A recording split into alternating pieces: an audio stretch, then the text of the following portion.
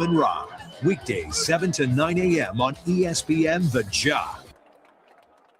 Good Tuesday morning. Well. What a night we had last night. I think balls are still flying around, orbiting the earth. How many balls were hit out of the yard at Citizens Bank Park last night in Philadelphia? I unfortunately missed most of it. Had to go back and rewatch it because some dude, I don't know who it is, some dude scheduled tryouts this week. I think we did it last year, too. That would be you. That'd be me. Some dude scheduled tryouts. And so I missed most of it, but I saw the best part. Jordan Walker, my goodness. And I told Tom as soon as we came in today, Tom Ladd, Rob Rodgers, opening drive on ESPN The Jock, and glad you're with us today. I told Tom as I came in today, it just let him keep hitting. That'd have been cool.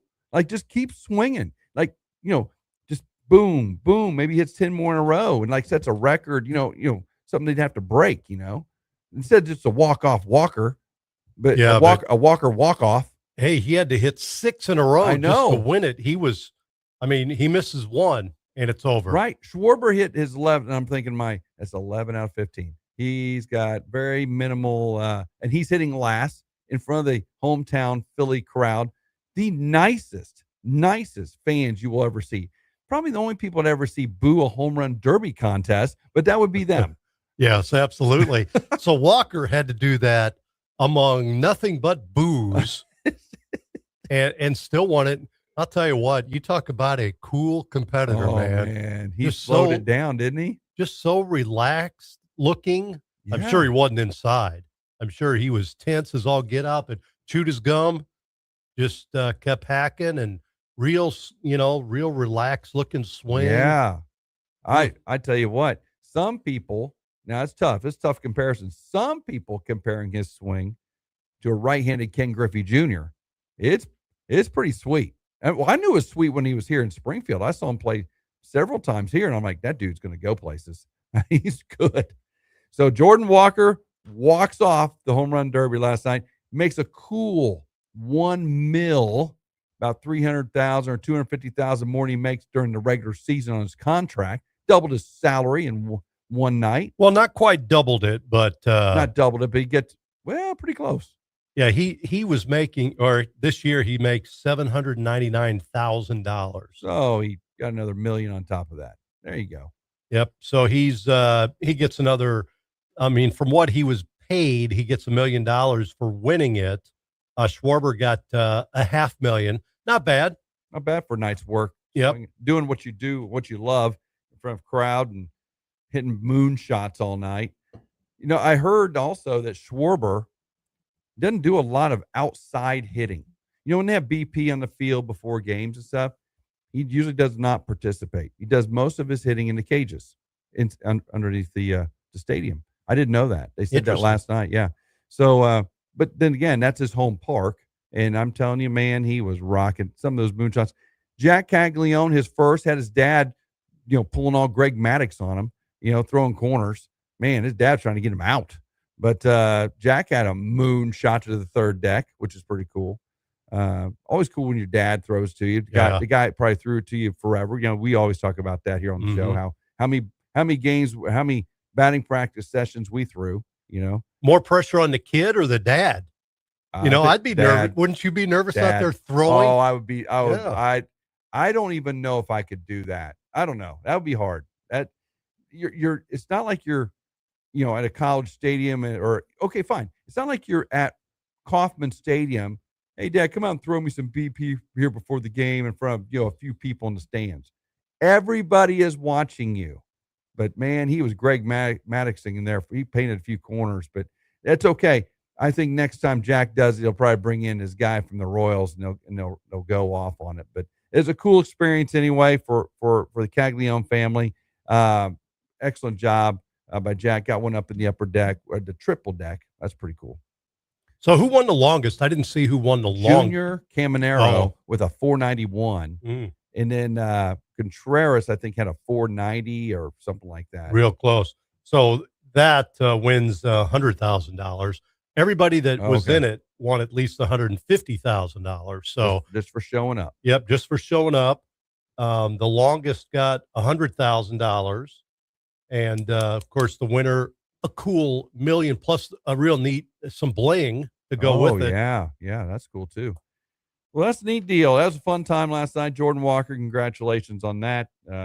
Springfield Cardinal, ex-Springfield Cardinal, wins the home run derby. First Cardinal ever to win it. Yes. How about that? I didn't know that.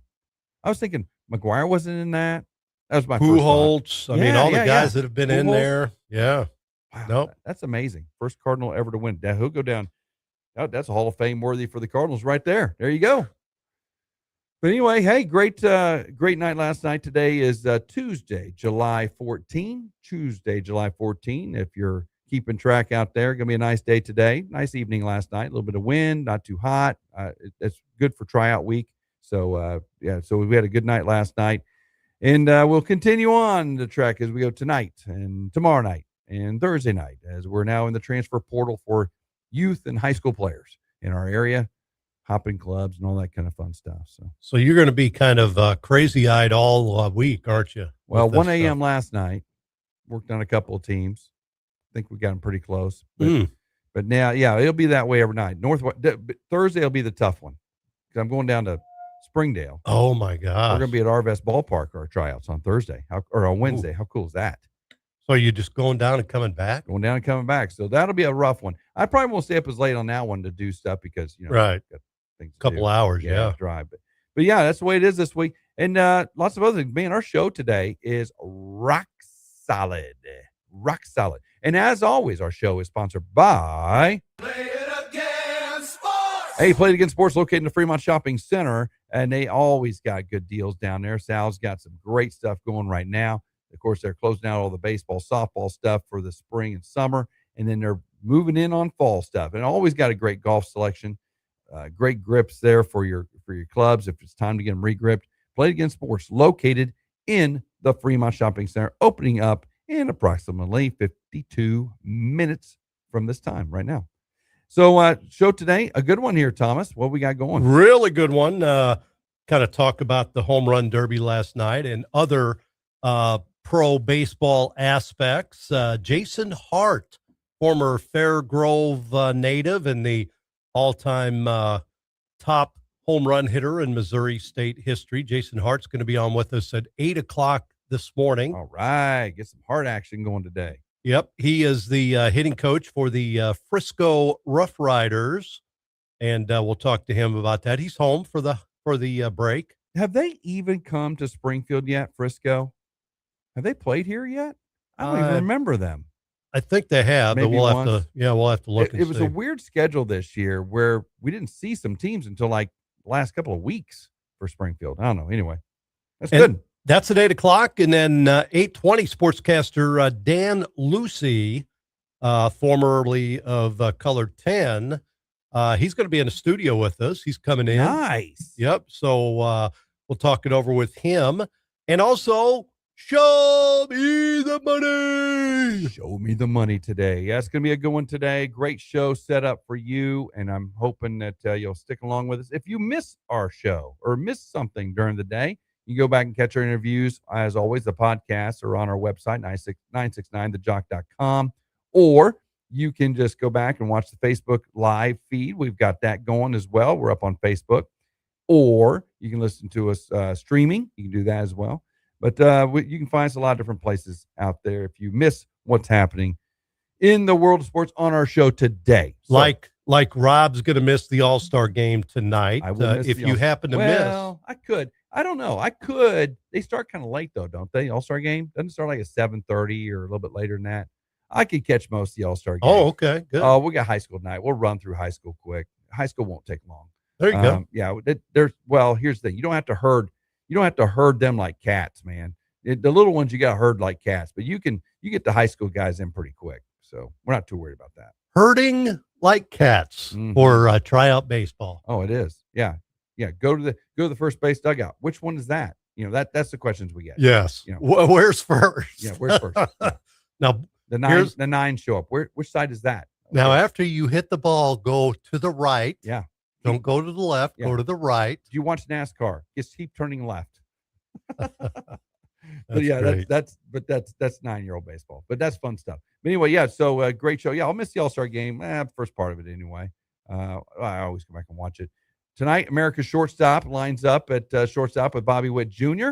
Batting number 5. Number 5 in the lineup, and Drake Baldwin, former Bear, hitting number 9 for the National League. Whatever.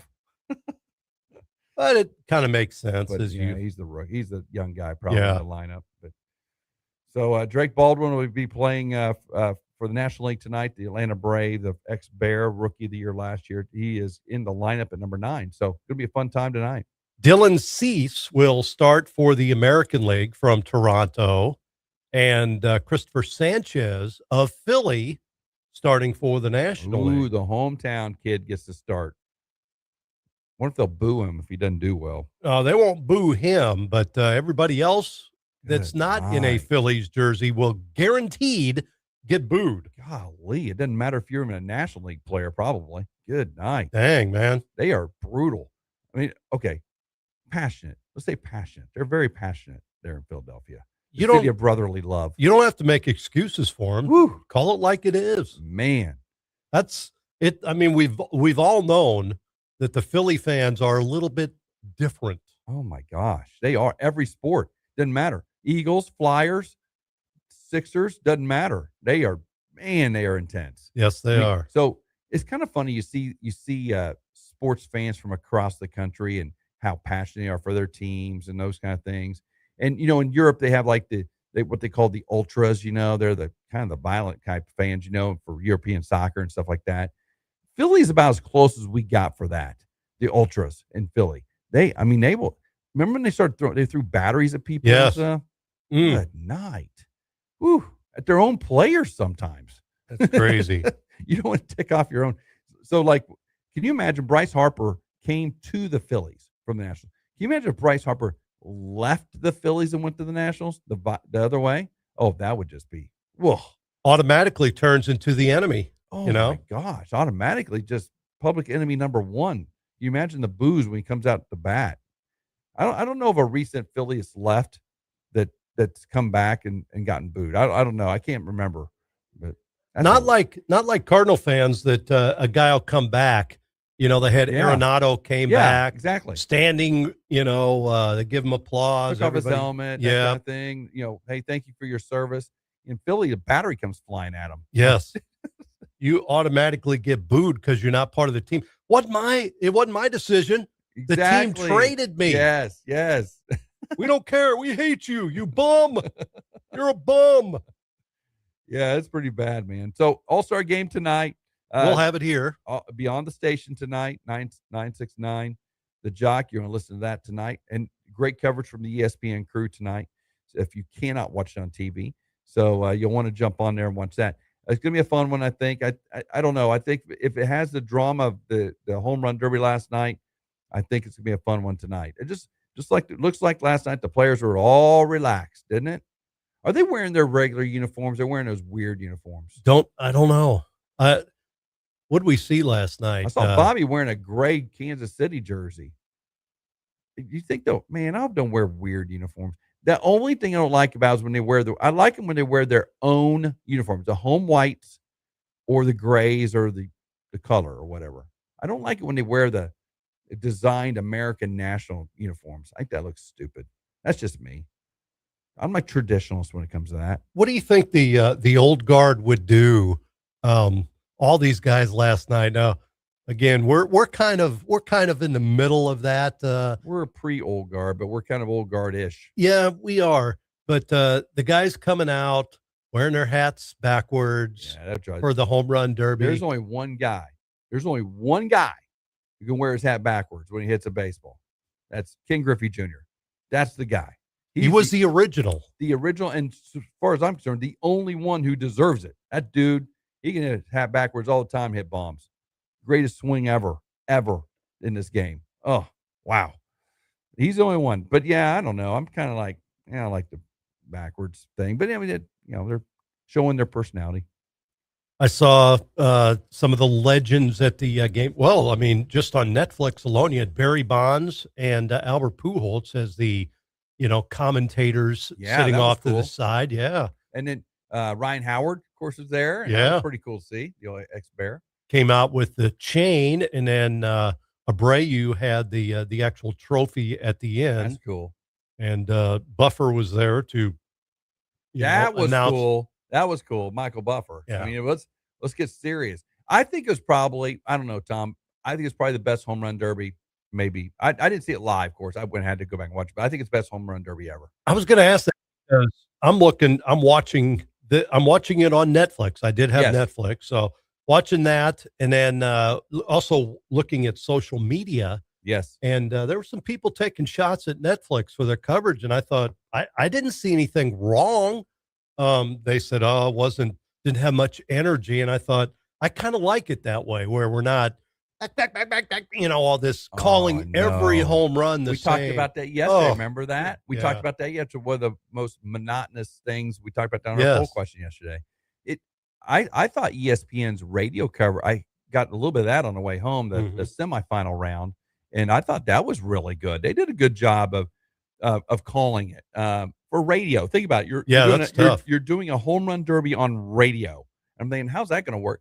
They did a great job. They're talking to different people. They're talking to different, kind of what they got to do here to win this and that kind of thing, this round. And, there's a big one. Oh, yeah, that's going to be third deck. It was very easy to listen to. And they're talking about the background of the pitcher, and they're talking about the background of the player and how he's come up through the minors. He's always done this, that. It was pretty cool. I enjoyed that color commentary. So the park too, we talked about the dimensions of the park. Didn't seem to, throw him off the right-handed hitter. Okay. Yeah, Walker, of course, going to the right side or left field, and then Schwarber hitting the other way. Really, the big part of the ballpark in left center field, but it didn't seem like there was much of a problem there. They're dead pulling everything. Yeah, yeah. Yep. So no oppos there, but I tell you what, it was a fun thing. So I've heard it was one of the best home run derbies ever. I heard that Jeff Passan, the ESPN analyst, before the home run derby said, this sucks. This is a sucky format. He didn't hate. It's what's his words. Yeah. Then afterward, he goes, he commented on his own post. I don't know who this guy is. That was fun. That kind of thing. They had 20 swings. Yeah. In the first round. Then it went to 15 for the next two rounds. So swings. Yeah. I think they were worried it's going to take a long time. And I know I heard Jordan Walker, one of those rounds, first round took like 6 in a row or something like that. I don't know. Took 6 pitches in a row. That can get there. But those guys, they jumped on them and they got after it. Jack Caglione should have probably taken a few more pitches when I went back and watched that. I think strategically you should. You get a little winded, That's to put everything into a swing like that, and you nerves, can get winded, and nerves, just kind of relax, be in the moment a little bit. I think he pressed it a little bit, but effortless. Man, that one went third deck. Whew, my goodness gracious. They said it was 477. I don't know. That third deck is really, really far away. I don't know, but it seemed like it went a lot farther than that. But it's a fun night. The home run derby kind of kicks it off. All-Star game tonight, right here on this station, 96.9 The Jock. You want to listen to that tonight. If you can't watch it on TV, we'd love to have you listen to our station tonight. Hey, we're going to take our first break of the show. We got our poll question of the day coming up next. A big show coming up with Jason Hart and Dan Lucy. You want to stay tuned for that. You're listening to The Opening Drive with Tom and Rob on ESPN The Jock, brought to you by Play It Again Sports.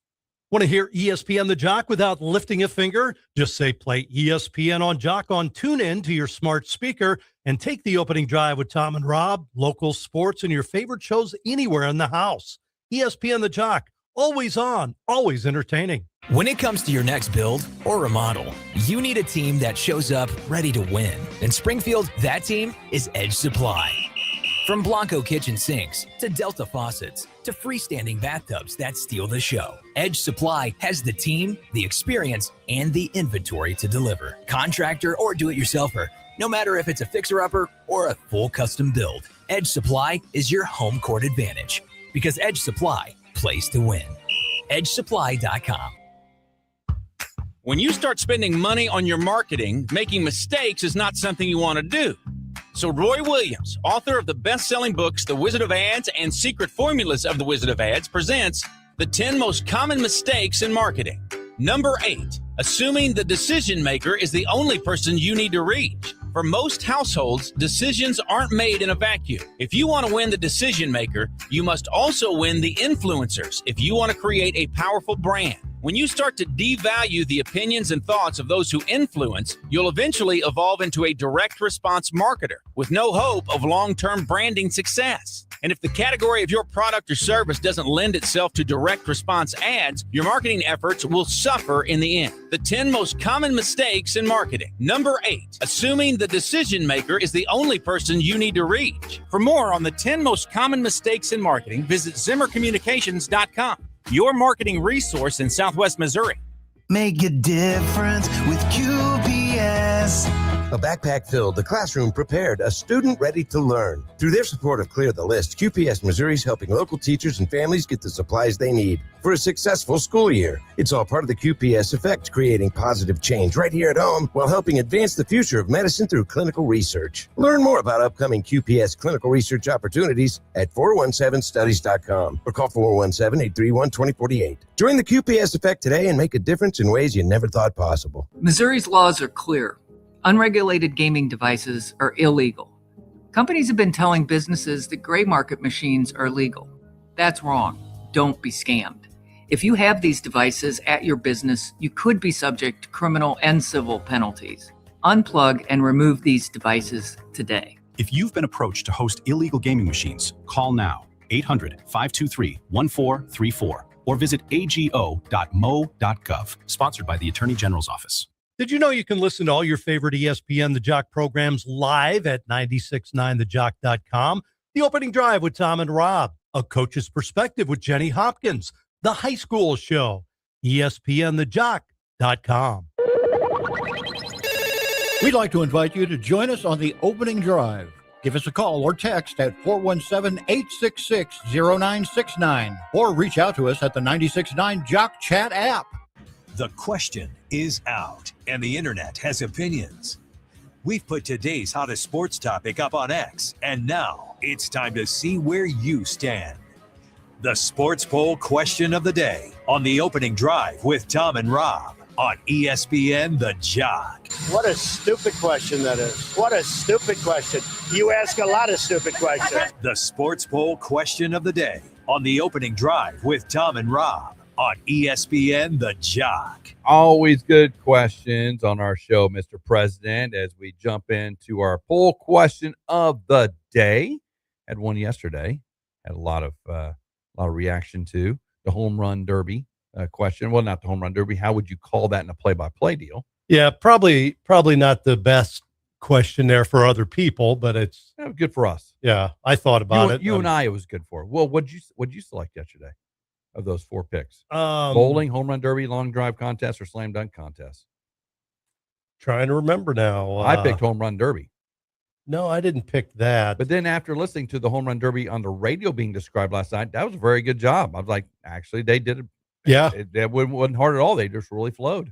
I think I selected long. Yeah, I did. There's a check mark, long drive contest. Yeah, long drive contest. Yep. Yeah, that's probably about right, because there's so many things in a home run derby you're talking about, just things happening around the park, and there's just other things you can stats. You can give, his season stats. You're looking at his teammates, rooting them on, and all, I guess you're right there. So anyway, that was yesterday's question. What's today's, Tom? Today, and you go to Twitter or X to find this every day on the ESPN The Jock. It's 96.9 The Jock. That's the handle you're looking for. And please go ahead and follow us.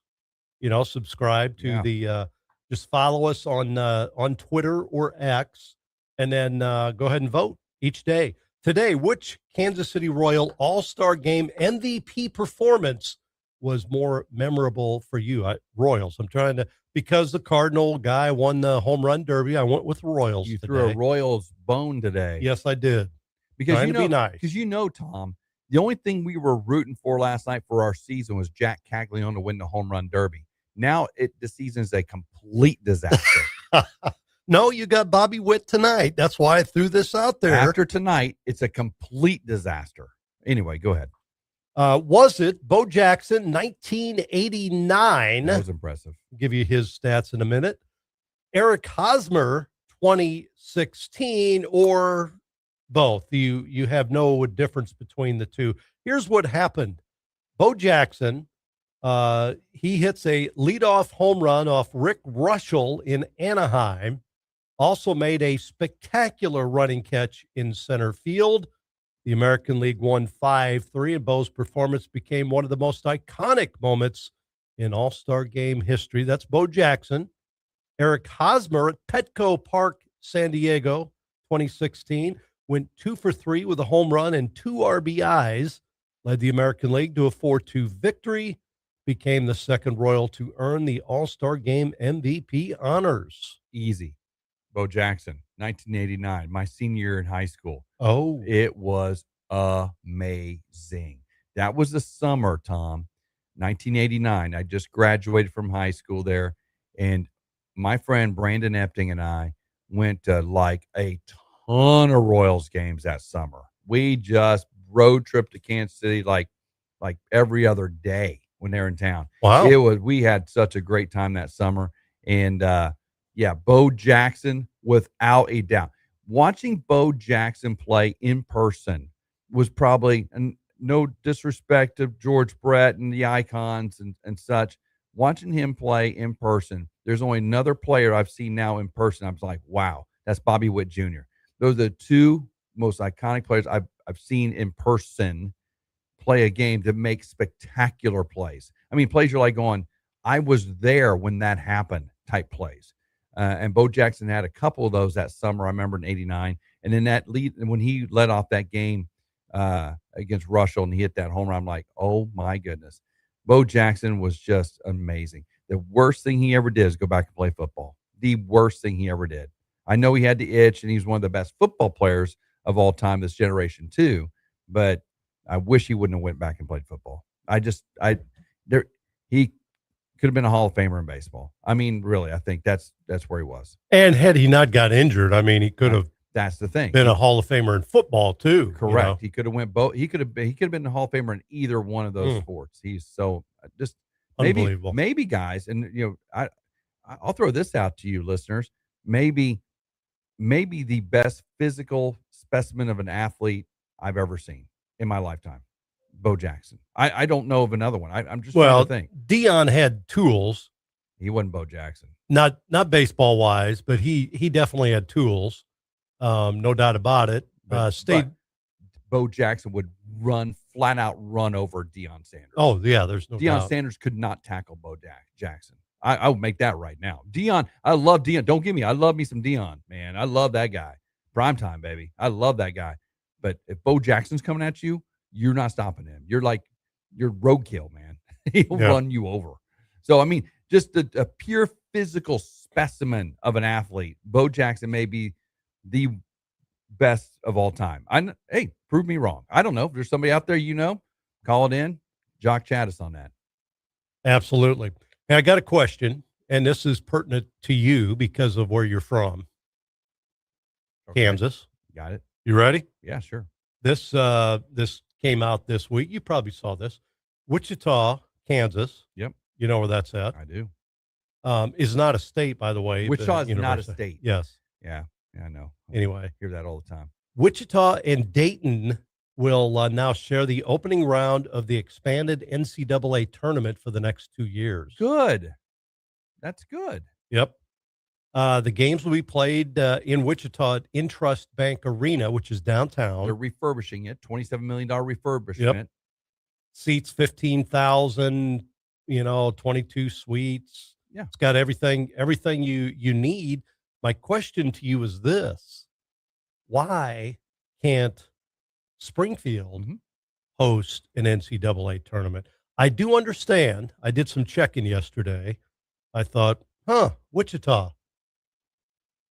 Seems like same type of comparison here. Sure. What about Springfield? I always heard that when Hammond's Student Center, they couldn't host it because there wasn't enough media size and media space. Yeah. Yeah. But now they've got Great Southern Bank Arena. Yeah. Shouldn't is it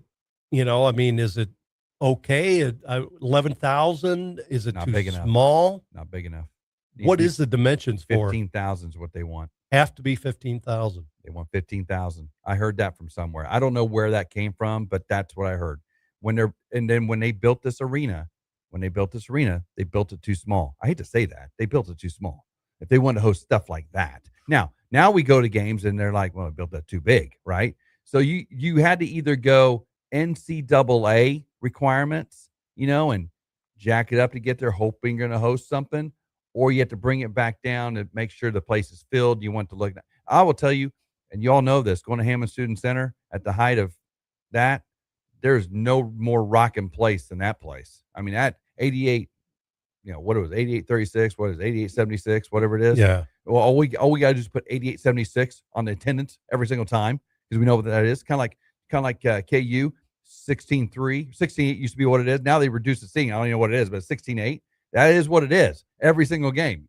What's today's attendance? Just write it down. That's what it is. Yep. But now you look at the Q or Great Southern Bank Arena, and we're not filling it up. And it kind of gets cavernous sometimes, and I don't like that. I remember making fun of SIU when we go play there. Nobody'd show up in that nice arena over there they got. I'm like, yeah, this sucks. So it sucks for you guys. And then I go to a game, or one of our games, like, this sucks. We need more people in our gym, more people in our arena. You got a Division I basketball team in town. But back to your original point, they made those refurbishments. I mean, I had to show me the money like 3 or 4 weeks ago to get NCAA tournament games. That's why.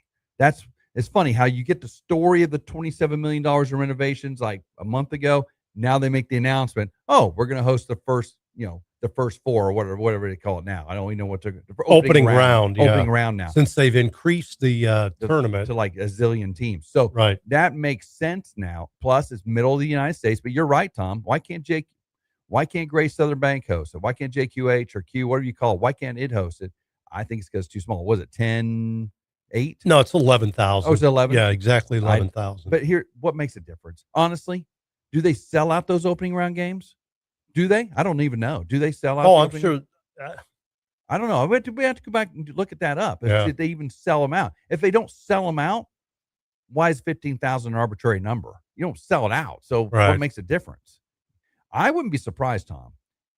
Springfield still could be in the running. If they take off that 15,000 minimum thing, I wouldn't be surprised if they would have like Wichita, Springfield, Dayton, name your small college town, other town. When they expand the tournament again, they're going to have 4 of those kind of opening rounds in the middle part of the United States. We could be up for one of those. I don't know if they're going to expand it again right away, but they have the 2 opening round sites, Dayton and Wichita, for the next 2 years. So maybe it's the size of the tournament for the next 2 years. Testing it out, maybe. Yep. Yeah. Well, that's good for. I mean, it's good for Wichita. I mean, they have a nice arena. It's not Wichita State's arena. Everyone, it's not Coke. It's the one they have downtown. Yes, Intrust. Yeah, Bank Arena. It's nice. It's a nice arena. Yep, it's not too far away from Wichita State. Mm-hmm. What I did find out was that there has been inquiries by Missouri State, by Springfield, probably by our friend Lance. Yeah, it's probably Lancer at the Sports Commission about the women's NCAA tournament. Ooh, yes. Cool. So that is something to keep an ear on, is the women's NCAA tournament regional in Springfield. So we'll see, if it's not this year down the road. They did announce yesterday, this is interesting. Doesn't have anything to do with this, but in the women's NCAA tournament, you know how they always used to try and keep like SEC teams away from one another in the bracket as best they could. Yeah. Doesn't matter now. Top 16 teams will be placed in the bracket in their true ranking, regardless of conference affiliation. So if you've got 8 and 9, both SEC or ACC or conference, whatever it is, they could play each other in the first game. That's good. Doesn't matter. I like that. Let's go. If you guys are all top 16, you might have to play each other, knock each other out, instead of keeping them apart and hoping they get to the Final Four in other ways. That's good, actually. I like that. I like that format. About Lance or Missouri State getting something here. the women's game different than the men's game as far as the regulations requirements for arenas and such. And here's another thing too. What Lance, I know, is what he's playing on. Missouri is our history of Lady Bear basketball and how well we support women's basketball in this community. They want more fervor. They want more fervor in this tournament, as you know. They want that. So I think that might have an opportunity. They might have an opportunity to do that. Get that. That'd be great. Well, and that's why I think Wichita got it, even though their attendance is down a little bit here since they had who was the coach that Greg Marshall. Took them to the Final Four. They're down, but traditionally a basketball town, Wichita is. They don't have football, of course. They don't have football at Wichita State. That's a rumor, by the way. That's a strong rumor. I know it's been a rumor for years. That rumor is getting stronger and stronger over in Wichita, bringing back football. I think they see what kind of we're doing, some of these other schools are doing, North Dakota State now doing. I think they're seeing that going, we might be able to do football. And it, of course, the tragic accident that Wichita had that basically wrecked their program and the plane crash. Yeah. So I don't know. There's talk about that. That's for sure. Well, they got the field there. That's where they, the track. Stadium, Don't they have the state track meet there? Oh, they have.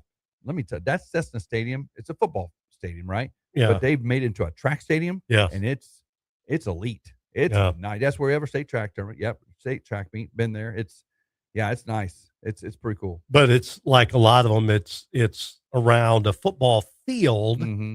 Don't know what they do there. They play soccer. They do anything there. I don't know what they do during the day. I don't know if it's intramurals or what they do on the field there, but it's not used for football. And they don't have soccer. They don't have a soccer program.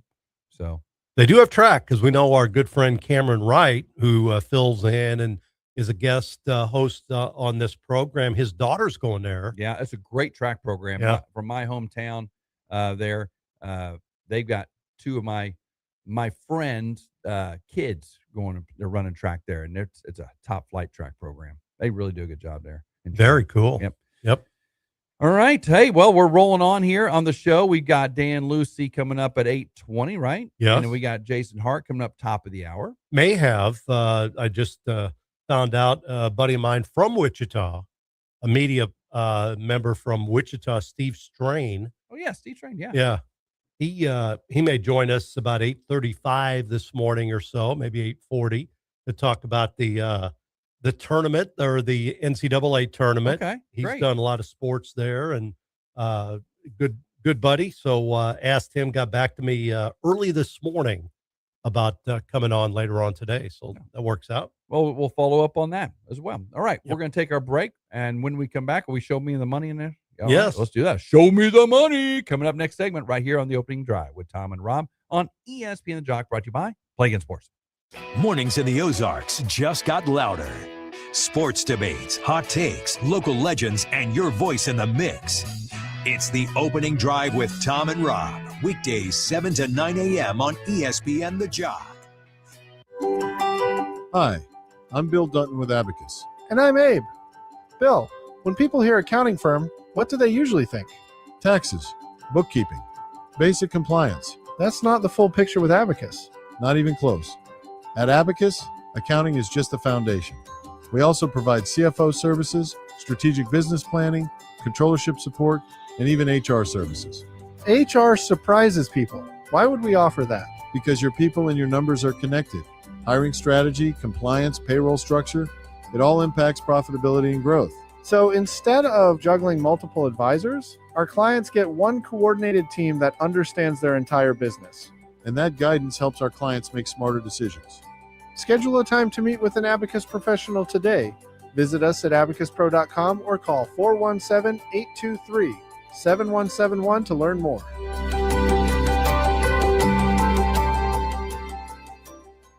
Life's stressful enough, so when something unexpected happens, it's that much worse. That's why it's important that you're covered by Missouri Farm Bureau insurance agent David Kinsman. He's not your typical insurance agent. He will fight for you. He's also a local and understands his community. Whether it's home and auto insurance to life and business, he has you covered on all fronts. So when something happens, don't sweat, because David Kinsman has your back. Google David Kinsman, Missouri Farm Bureau Insurance today. Did that last hailstorm sideline your ride? Don't let hail win. Put Frontline Auto Hail on your team. They're the only shop where you pay zero deductible, and they'll handle your insurance claim from start to finish with all insurance carriers. Worried about your rates? Hail claims typically don't increase your insurance premiums. While other shops keep you on the bench, Frontline gets repairs started immediately, helping you get back on the road faster. Schedule your free inspection today at frontlineautohail.com. That's frontlineautohail.com. When your business depends on security, access, and durability, the details matter. At Robinson Fence Company, we've delivered dependable commercial fencing solutions in 9 different states. From industrial and high-security fencing to complex commercial installations, our crews work efficiently and comply with job site requirements. With a long-standing presence in Springfield, Missouri, and our office in Dallas, Texas, Robinson Fence is a trusted partner. Robinson Fence Company. Commercial strength, proven experience, professional fencing by professional people. Your takes, your teams, your town. From hot stove baseball to big deal or not a big deal. Mornings belong to the opening drive with Tom and Rob. 7 to 9 a.m. on ESPN The Jock. Don't just listen, be part of it.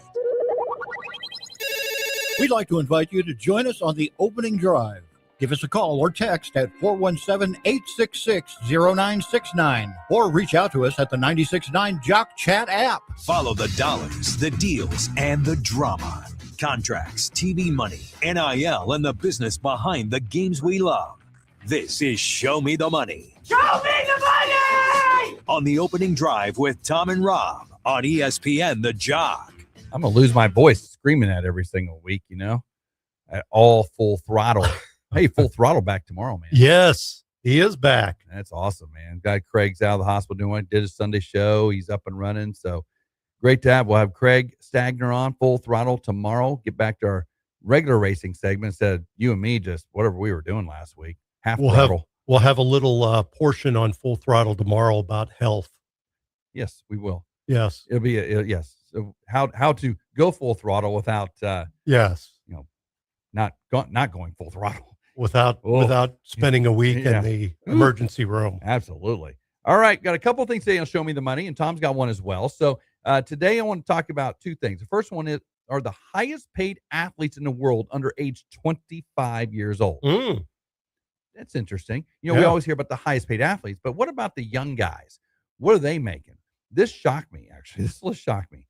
The top under 25 athlete in the world, the most money they make is the Norwegian himself, Erling Haaland, who makes $80 million a year. 80 million. He is a striker for Manchester City in the Premier League. 80 mil. So he can afford the haircut that he's got, right? He can afford the haircut. And he can afford all the supplements. You've seen all these memes on him, right? And all these videos, these snippets on him. Did you see when he got off the plane holding? Was it a raccoon drinking whiskey or something? Some weird. Dude, that guy is. Whew. Well, did you see the video of him eating, and he had a mirror next to him, and he turned and he scared himself? Did you see that one? No, that was legit. That was Really? not a staged thing. They just him and he's eating his own. He's and he's just nothing. He turns, look, scared himself. That's great. Okay, he's making 80 million. Anthony Edwards, NBA basketball player, Ant-Man, 69 million. That's not bad for under 25 years of age.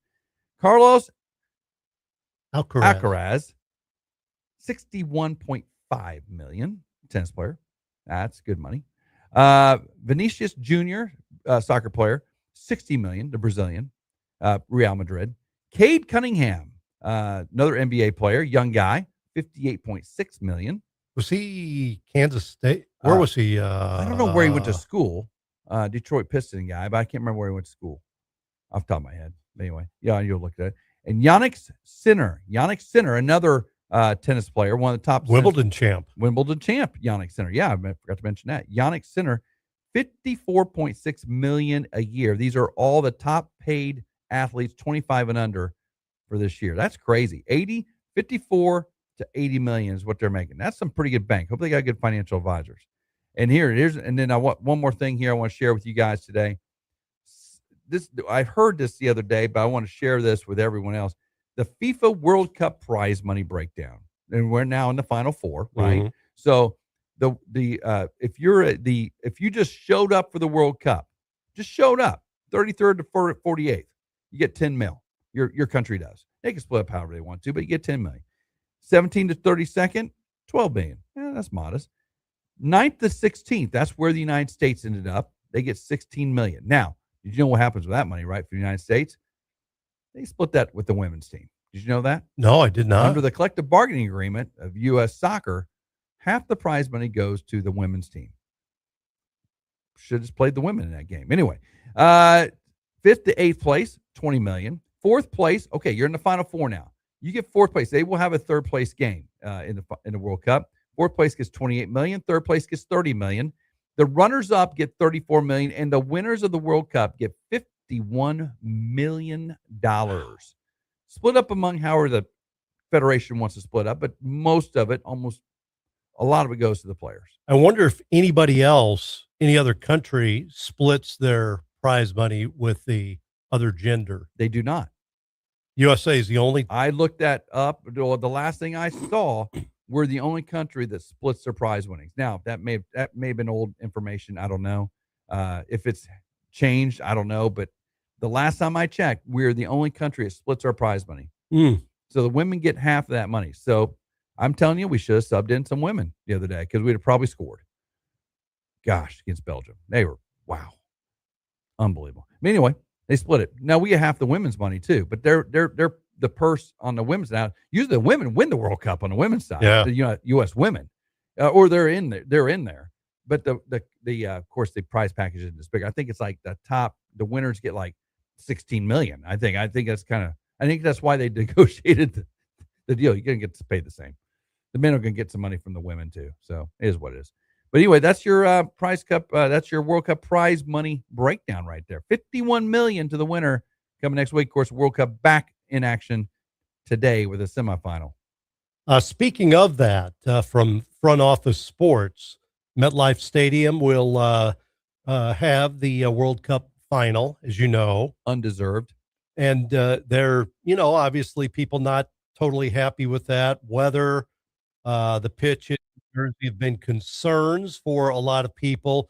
It's one of the least accessible venues in a tournament for fans, but FIFA can sell 10,000 more tickets there than any other U.S. host stadium. Biggest stadium. It's the biggest stadium, hardest to get to, worst field. The pitch is the worst of all the venues, is what the international press and the international players have said.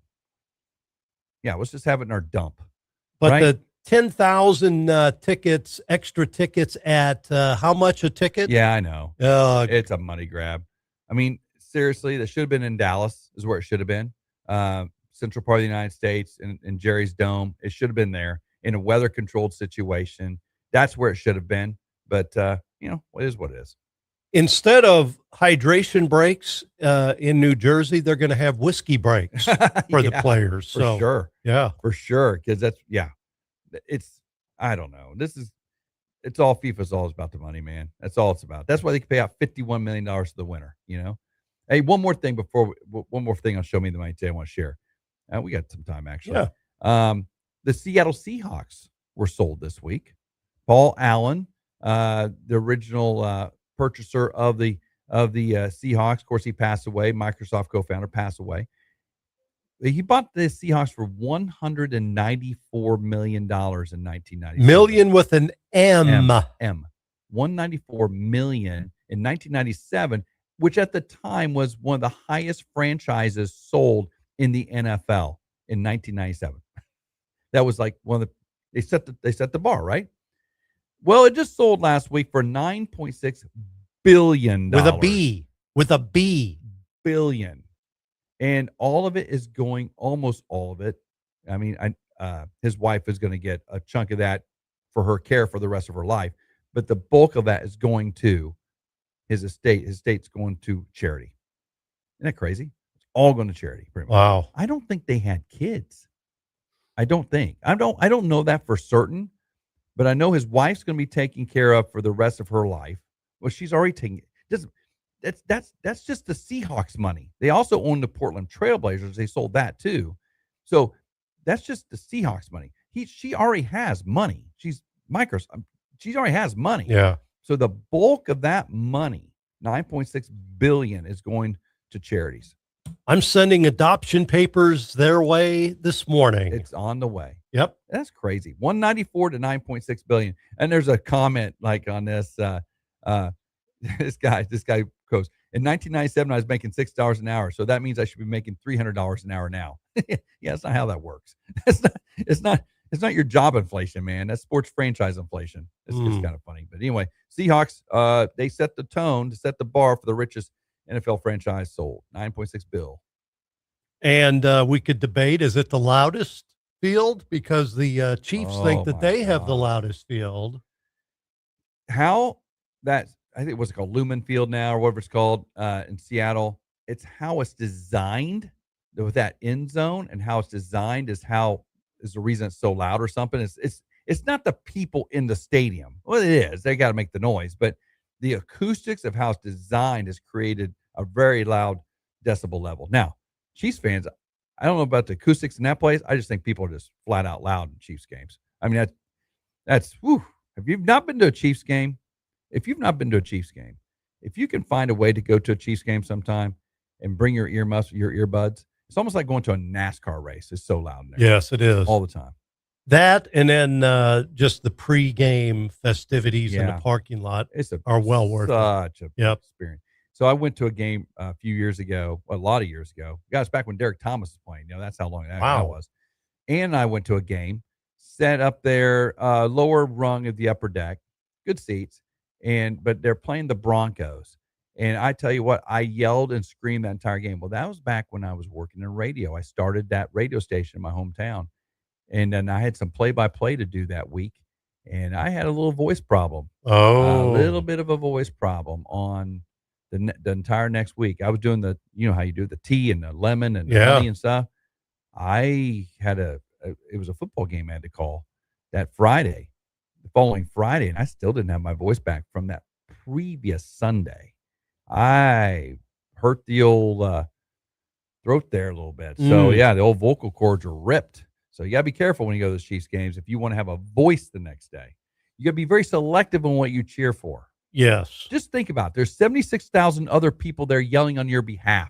You can just kind of do this. Just open your mouth. Everybody's yelling and screaming. You just open your mouth going, and nobody will ever know.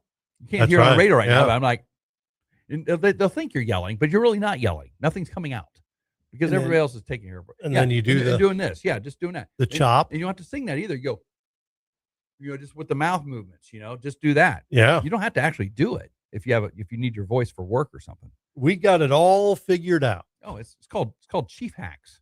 By the way, Red Friday is going to start.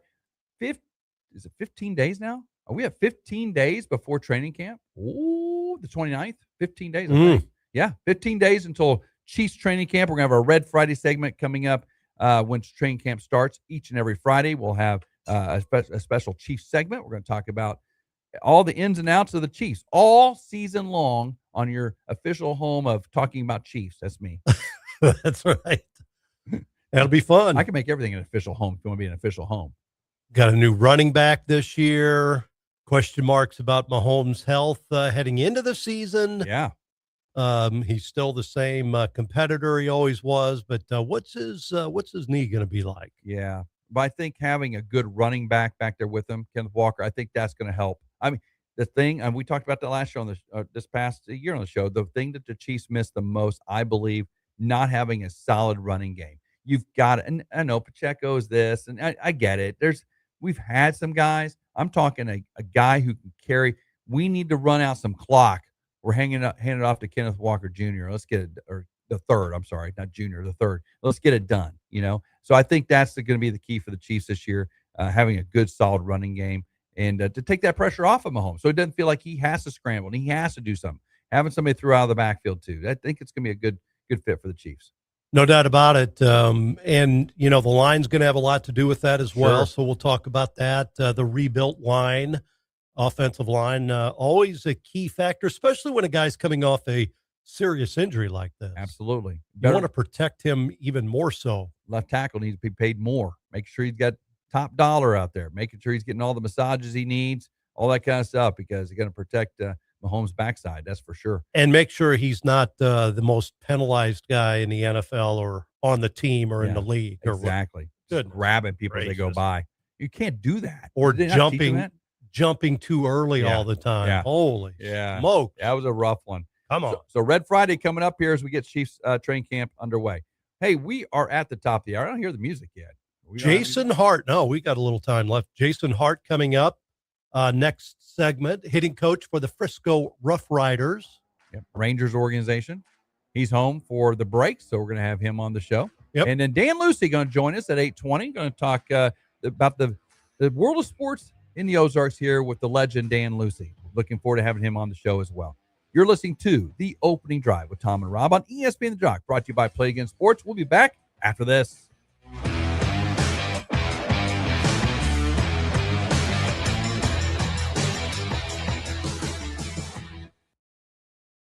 Springfield weather on The Jock. Happy Tuesday. Today's going to be another mild afternoon for the Ozarks. Upper 80s today. A light east-northeast breeze and a mostly sunny sky. Maybe a stray rain shower today to the south of I-44, but generally staying dry. Upper 60s and clear skies overnight tonight. We'll find a better chance for spotty showers Wednesday afternoon. For Ozarks First, I'm meteorologist Tom Schmidt. The leaves aren't the only thing that can get brighter in the fall. 'Tis the season to play under the lights. At Play It Again Sports, football and soccer players reload every year with lots of new and gently used gear. From shoulder pads, helmets, mouthpieces, gloves, and footballs to soccer shoes, shin guards, shorts, and jerseys. If you play a fall sport, it's more than likely we'll see you soon at Play It Again Sports. When you trade in, you win. Play It Again Sports in the Fremont Shopping Center. It may be a small crack in your driveway now, but let it last longer and you'll be driving over huge gaps. Don't do that to your tires. Get it solved now with All Sealed Up Sealing and Striping. They can do asphalt seal coating, crack sealing, paving and repair, and more from a local team that cares about protecting your asphalt and not a fly-by-nighter that only cares about making a buck. Got cracks in your driveway or parking lot? Call All Sealed Up Sealing and Striping. Visit allsealedupasphalt.com. When you start spending money on your marketing, making mistakes is not something you want to do. So Roy Williams, author of the best-selling books The Wizard of Ads and Secret Formulas of the Wizard of Ads, presents the 10 most common mistakes in marketing. Number 2, overconfidence in targeting. While some of your customers are going to use phones, tablets, and computers to shop, others will prefer walking through your doors. But don't treat your online customers any different than your offline customers. For the same amount of money it costs to target 5 online customers, you can reach 5 people who have the same profile, plus 127 of their friends using broadcast TV or radio. Getting results with your marketing is all about top-of-mind awareness, so you want to be the brand people think of immediately and feel best about when it comes time to buy. For more on the 10 most common mistakes in marketing, visit ZimmerCommunications.com, your marketing resource in Southwest Missouri. ZimmerCommunications.com. This is Mike Greenberg, and you're listening to 96.9 and AM 1060 ESPN The Jock on KBFL Springfield, K245CA Springfield.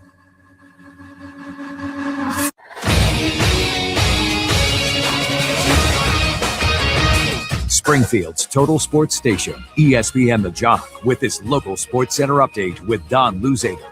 The amazing season for St. Louis Cardinals slugger Jordan Walker continues. What a night in Philadelphia as Walker becomes the first St. Louis Cardinal ever to win Major League Baseball's home run derby. Down to his last swing, he had 6 straight home runs to beat Philly slugger Kyle Schwarber and silence the Philly Boo Birds. Again, Jordan Walker winning the home run derby. Congratulations. Missouri State Bears and Lady Bears basketball season tickets are on sale. New and renewed season ticket accounts may be purchased in several different ways, including a link online. Also by calling 417-836-7678 during summer box office hours between 10 a.m. and 3 p.m. or stop by the box office at Great Southern Bank Arena during those hours. I'm Don Luzader on The Jock. The Sports Center update is brought to you by ABC Roofing. Keeping it simple. abcroofing.net. Springfield weather on The Jock. Happy Tuesday. Today's going to be another mild afternoon for the Ozarks. Upper 80s today. A light east-northeast breeze and a mostly sunny sky. Maybe a stray rain shower today to the south of I-44, but generally staying dry. Upper 60s and clear skies overnight tonight. We'll find a better chance for spotty showers Wednesday afternoon. For Ozarks First, I'm meteorologist Tom Schmidt. If it matters in the Ozarks, it matters here. From Missouri State to the Cardinals and beyond, start your day with the opening drive with Tom and Rob. Weekdays 7 to 9 on ESPN, The Jock. Spring and summer storms in the Ozarks have been tough on your home. High winds, heavy rains, and hail can leave damage you may not see from the ground. For more than 20 years, ABC Roofing has helped Springfield area homes and business owners protect what matters most after the storms have passed. With honest inspections, quality work, and the highest level of integrity. If storms left you wondering about your roof, let the ABC team come take a look. ABC Roofing, keeping it simple for over 20 years. Did you know you can listen to all your favorite ESPN The Jock programs live at 969thejock.com? The Opening Drive with Tom and Rob, A Coach's Perspective with Jenny Hopkins, The High School Show, ESPNthejock.com. We'd like to invite you to join us on the Opening Drive. Give us a call or text at 417-866-0969 or reach out to us at the 96.9 Jock Chat app. Opening Drive. It's Opening Drive. Opening Drive. It's the Opening Drive. It's smart, it's local, and it's a whole lot of fun. Real opinions, real laughs, and real connection to the Ozarks every single morning. From breaking down the biggest games to celebrating the best of the Ozarks, debating the poll question of the day, and reacting to your messages live. This is sports radio done differently. The Opening Drive with Tom and Rob. Weekdays 7 to 9 a.m. on ESPN The Jock. All right. Hour number 2 on a Tuesday on the Opening Drive with Tom and Rob. Tom Ladd, Rob Rodgers joining you live from the ESPN The Jock worldwide headquarters in Springfield, Missouri. As we continue and roll on a Tuesday, the day after the Walker walk-off, and we move into the All-Star game tonight, and we want to talk to one of the Bears legends and currently in the Texas Rangers organization down in Frisco. None other than the all-time leading home run swatter for the Bears, Jason Hart. How you doing, buddy? Good. How you guys doing? We're doing great, man. How are you getting along down in hot Frisco this year? Oh, it's going good, man. Got an awesome group of guys.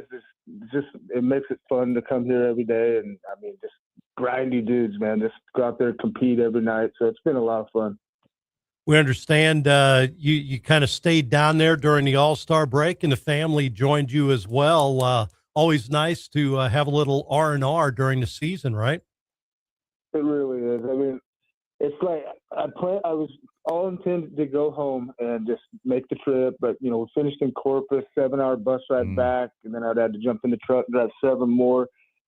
And to be totally honest with you, if I went home, I'd been doing chores and yard work and all kinds of stuff. So them coming here selfishly is allowing me to get some R&R. That's so funny.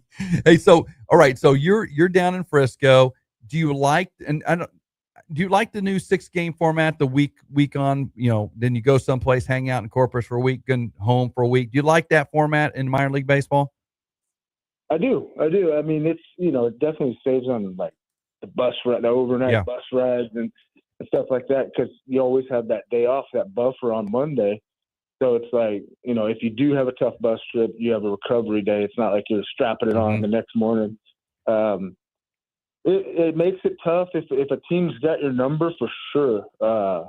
It's going to be a long week. Yeah. But at the same time, if you're feeling good against the team, it could be a really fun week. So there's goods and bads. I do love it for the travel purpose. And it's a long time just be sitting in the same hotel room. I'll be honest with you. Yeah. Yeah. Well, I was just going to say, I mean, if it's a nice hotel, it's not that bad, but if you're stuck in one of those flea bags, that could be a little tough, right? Yeah. Fortunately, like the whole flea bag hotels, those were gone in the 90s. Like now they kind of have standards. They get like you have to do you have to fill out these questionnaires almost every trip on how was the hotel, how was the locker room, how so. They try to really take care of the guys. It's the days of the old flea bags are back when I was in the California League in the 90s. Those are done, but mostly all pretty nice hotels. Good. Well, so this is your second stint now with this organization. How is this different than the first time you went through? It feels kind of like coming home. It feels kind of the same. Really, the leadership here has been great. Just, welcomed me back with open arms, and it's kind of felt like coming home. So it didn't feel any different. I felt like I kind of made a tour around the U.S., going to Vegas and then all the way over to Miami and then come back home. So it's been really nice. Even my girls, this is their first trip out here. Oh. And they just have so many memories here. It feels like home, Dad. I know. Yeah. So it's been great. You like those warm climates, though, don't you? Well, Miami, the only time you were hot is when you walked from your car into the stadium, because then you got inside that ballpark and it was like 72 all day. So you didn't even realize. Oh yeah. And it's that air conditioning, that indoor. But yeah, the walk from the parking garage into the stadium, sometimes I was like, holy moly, I don't know how they did it back in the day with, playing outside here. Yeah, that whole thing, that is just walking humidity. I mean, you're literally, you're sweating the entire time down there. I don't know how they could play outside. They can't play outside down there. I wouldn't think at the MLB level. No way. I don't know how they did it, but they used to do it. Yeah. But now it's a pretty good place to play. I mean, just the only thing is you lose your suntan if you got a long homestand. You're inside for so much, you kind of lose your suntan a little bit. So you got a pitcher down there who pitched for the Bears a few years ago, Eric Loomis. He's put up some pretty good numbers for you guys. Oh man, he's got an electric fastball. I mean, he's a come and get it kind of guy. He gets on the bump and throws that rosin bag a little bit and says, "Here comes the heater. Be ready for it."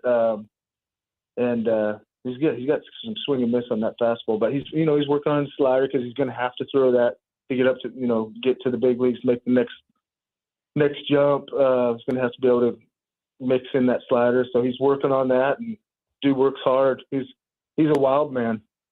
Well, and he struggled a little bit at Missouri State with his control. What do you think's been the key for him to kind of settle things down and throw strikes? Probably what you just said, settling down. Just where he was working hard with the pitching coaches and all the coordinators and stuff that come in town, and just trying to dial it in. But it's turn it down because he's intense. He's got to be keep working on controlling the emotions and staying within the moment. But I haven't seen him have any command issues here this year. I mean, he's throwing that fastball at the top of the zone. Hey, have you come up here yet this year? Has Frisco come to town yet? This is something I wanted to talk to the Texas League president about. I was so excited because now with the 6-game home, 6-game series, I was like, man, I'm going to be home for a week sometime. So we don't even come to Springfield this year. We don't go to Springfield, and we don't go to Tulsa, which Tulsa would be our shortest trip we had. So they come to us, we don't go to them. Apparently, Frisco hasn't been to Springfield in 4 years. What in the world? It's only an 8-team league. I mean, I don't understand that at all. I don't understand why you're not playing home and at least one home and away. True. We should go everywhere at once. So we just finished up our 3rd trip to Corpus, and we do go to Northwest Arkansas. We do go to Wichita, but we don't go to Springfield or Tulsa. I was going to say, I was telling Tom before the show when I saw you were coming on, I was going, I don't think they've been here, and you're not even coming here at all. That's weird. In an 8-team league, I think you'd at least go. Sure. We're not going to see the Rough Riders play in town. So if we got Rangers fans, we're not going to see the Rough Riders in town this year. That's stupid. That's dumb. It's tough. It was one of those things that when I signed back and I was like, oh, I didn't even think to look. And Yeah. One random day I was like, when are we coming to Springfield? And then I was like, maybe we do not go to Springfield. And I told someone, they're like, yeah, we haven't been there in like 4 years. Like, wow. I don't know. That's a weird deal. You do all these 6-game series to save on travel and stuff. You don't even play 2 teams. You don't go to Tulsa either. You don't even play 2 teams on the road. On the road. Yeah. That's weird. Crazy. I know. And the guys asked me, they're like, hey, what's the best parks in the league? I go, Springfield's pretty awesome. And I was like, well, but you guys won't get to see it. You know? Yeah. Springfield and Tulsa. Tulsa's got a nice yard too. Tulsa's got a really cool yard. Yeah. That's weird. So we're visiting with Jason Hart, former Fairgrove, former Missouri State great, now the hitting coach at Frisco. Did you have a chance to watch the home run derby last night? I did not. And when you put that, you texted me, I was like, dude, I got to at least look and see who was in it. Girls got in, and we spent all day at the pool. I grilled some steaks for them, and I totally lost track of what day it was. And that's all right, man. Hey, that's okay. That you can look it up later. But yeah, you got to spend time with your family, man. You'll see. That's all right. I will watch it. I will rewatch it. You'll have time. You'll have time on the road. You can bring all that up. I mean, there's plenty of time for you on the road when you're out there traipsing around the Texas League, except for Springfield. For sure. When we have since the time on the bus, I'll have plenty of time to rewatch the home run derby. But I will watch it. I promise you that. Well, it was pretty cool to see the performance for Jordan Walker, who was playing. It wasn't exactly the easiest environment to hit in with those Philly fans booing every step he made, and he's still able to hit 6 straight to win it over Schwarber on his home field last night. Hopefully that didn't ruin it for you. I'm sure you heard about it by now, but just a crazy performance last night by Jordan Walker, and just a really free and easy swing the entire night for this youngster from St. Louis. I've heard people talking about him for years now. Like my boy Ryan Ludwig, like 3-4 years ago, he's like, this kid is the best I've ever seen. Like he could be. So, doesn't surprise me. He's over there with my boy Brent Brown working on his hitting every day. So that doesn't surprise me. He's a specimen. I know that for sure. So how much credit would you give Brent Brown for what has happened, the transformation of Jordan Walker this year? How much does a hitting coach get credit for something like that? It's not about like him getting like the credit out. It's more just the feeling and the look you get from a player when something clicks and he kind of gives you that thank you, man. Like, and that's why we do it. It's for helping other, we're servers. So we serve these guys and we're here for them. And so it's like, I don't think it's about the credit, but I think the mindset, like Brett Brown's passion and game planning and the power of approach and sticking with your plan. I think that's where Brett Brown's it's going to be more like what they're doing in the game, on the field, how they're competing, working pitchers, quality at bats type of stuff. That's kind of where Brownie's passion is. So he's a genius when it comes to that stuff, and he's really good. He's really good mechanically too, but just being around him and seeing how hard he works and how deep he dives and into how we were going to beat this pitcher, that's where he thrives. That's an interesting thing you just said, Jason. The hitting coach, you're there to serve. You're kind of the impartial observer. You see things that maybe he's not seeing, right? The hitter, you're seeing things. Hey, maybe this is the problem, and you're there to help. And I don't want to say a doctor, but that's kind of what you are. You're there to analyze and to kind of help these guys figure out where that hole is or what the problem is from an impartial view, right? That's your job. That's what it is. You're not teaching them how to swing a bat again. They already know how to do that. You're trying to pick up the little things, right? We're trying to just put them in the best position to succeed. And it's like, it's a collaboration between the hitter and the hitting coach. It's not one-sided. You know, Mhm. it's like, this is what I see. What do you feel? And then we put it together and try to figure out, you know, the best way to go about it. So, Jason, I know you do a lot of hitting lessons in this area. I'm sure all over, but are there some guys that you're kind of keeping track of? Some of your proteges out there that you're keeping track of these days? I mean, my first big leaguer is that Zach Cole kid out of Catholic. Oh yeah, love that guy. Yeah. That was, I mean, that was my first one, and just the moment he got called up, and then he hits the first pitch he sees out of park. So cool. And I'm like, holy cow! But we spent, I don't know if you remember the old CY back in the day. Yeah, oh yeah, Wolfie. Before, over there, Wolfie. Even before they had the double side, the big side over there. Yep. That cage 7, that first cage, Zach and I would put a lot of time in once a week for some time. He was like 12 years old, so he graduated high school. So he was the first one. Curry Sutherland's another one that I was really pulling that he would get drafted, and he will. He will. He can flat out hit, man. Now he's got big time power. So I thought he was going to be a steal for someone, because you could plug him in right now. He can go compete. I think at this level at Double A right now, he can come in, shoot the ball in the right central gap, and then pull a hanging breaking ball over the left field fence. You know. Yeah, I agree. I was shocked at that, actually. We had him on the show, of course, last week, and I was really shocked. But I know he's going to be there. It's just not his time yet, and he'll get his opportunity for sure. Absolutely. He's going to go, and he's going to just keep working over, do another year at Missouri State and get better and keep improving, and he's going to hit the pavement running, and when he gets his chance, they're going to love him. Whoever gets him is going to be lucky.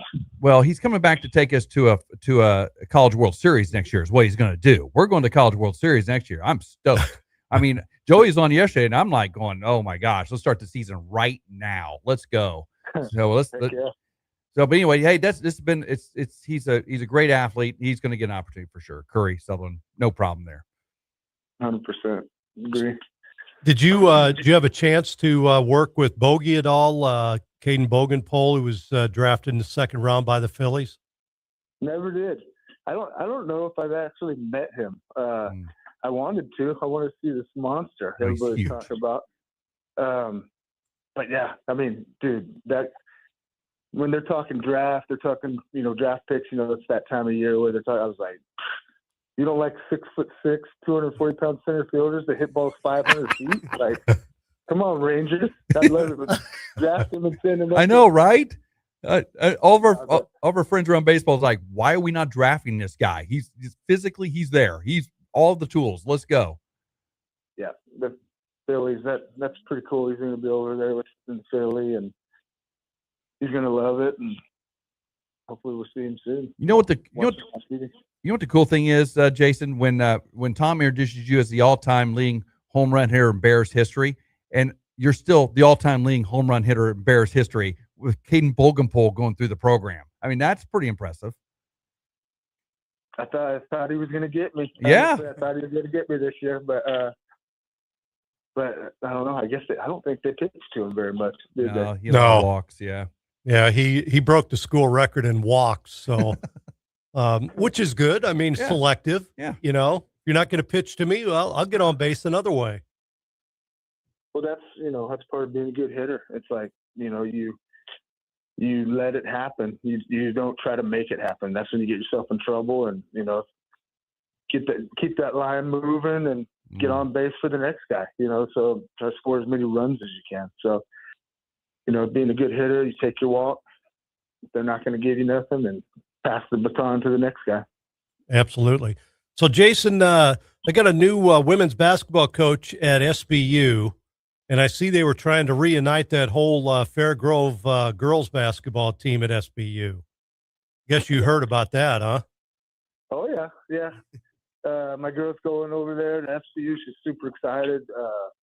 working really hard with two of her best friends from high school. Wow. The girls know how to win, man. They Yeah. You know, from middle school on, it's like they go out there every night, expect to win, and they work together as a team. They play good they play tough defense. They learned a lot over at Fairgrove, and the SBU coach snagged 3 of them. Wow. That's awesome. They're going to be good. Yep. Jason, as always, great to have you on. So glad you're enjoying this time with your family down there. And, hey, have a great rest of your season. Oh, I appreciate it. Thanks, guys. And anytime, and it's always fun to talk to you guys. You bet. Thanks, Jason. Appreciate you. Jason Hart, The all-time legend. leading home run hitter. Still. Yep. That's the shocking thing. Still. I thought Bogey would get that too this year, but not to be had. Nope. All right. Amazing career. He's been in a pro. And, you think about it. We didn't even ask him about this, but guy went through a serious brain injury, as a player back in the day. Yes. And he's still, my goodness. You almost, still out almost there. forget that. Yeah. And I wanted to ask him if they threw batteries at him when he was with the Marlins. I wanted to ask him about that, Philly fans. That's why I wanted to ask him, but we didn't get. He stayed in the dugout. He didn't have to worry about that. Protective stuff. cover. Yes, absolutely. Dugouts. Hey, look who's in the studio with us look here. at this. The man, the myth, the legend, Dan Lucy, joining us on the next segment. We're going to talk all sports with Dan coming up next. You're listening to The Opening Drive with Tom and Rob and Dan Lucy right here on ESPN The Jock, brought to you by Play Against Sports. Not your average sports show. Louder opinions, better stories, and 0 boring mornings.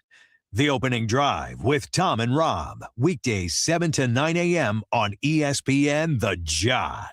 When it comes to your next build or remodel, you need a team that shows up ready to win. In Springfield, that team is Edge Supply. From Blanco kitchen sinks to Delta faucets to freestanding bathtubs that steal the show, Edge Supply has the team, the experience, and the inventory to deliver. Contractor or do-it-yourselfer, no matter if it's a fixer-upper or a full custom build, Edge Supply is your home court advantage because Edge Supply plays to win. EdgeSupply.com. Summer road trip season is here. Before you hit the highway, visit CNC Automotive. Right now, get a free oil and filter change with any shocks and struts replacement.